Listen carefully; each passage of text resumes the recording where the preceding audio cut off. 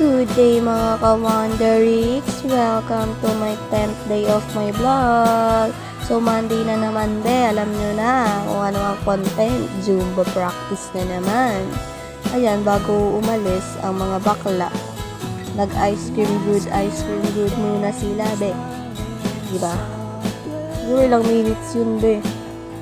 Ilang minutes na kami wala sa practice. Tapos bago yan, pumunta muna kami ng canteen. Ano pa lang yan, be? Third subject. Ang recess namin is pagtas ng third subject. Bis magutom, no? Uhaw rin.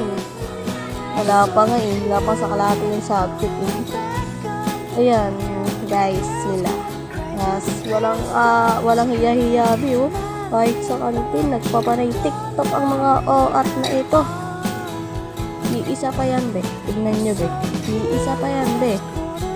Abay, addict na to sa ice cream good na yan. Sino ba nagpauso niyan, be?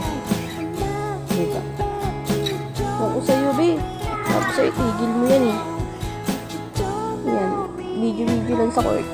Yung mga naglalaro rin kasi dyan. Kaya, pero hindi na ako pumunta dun. Layo, mukhang malapit lang yan, be. Pero malayo rin talaga yun. Lawak ng court namin dun, Quadrangle, ganun. Sa ganun, kayo na bahala kung ang tawag sa inyo yun. Yan guys, may eksena kami dyan. Alam niyo yung trending sa TikTok na sampal. Ang ilang ice cream good na yan, be. Wala nang tigil dyan. Diba yun yung sabi ko kanina. Na may ano kami dyan yung sa TikTok. Ayan. Tignan nyo guys, sinampal ako yun, baby. Pero goods na parang inememe ko lang yun. Pero be, sobrang sakit talaga yun, be. Or OA lang talaga. Ayan, retso siya.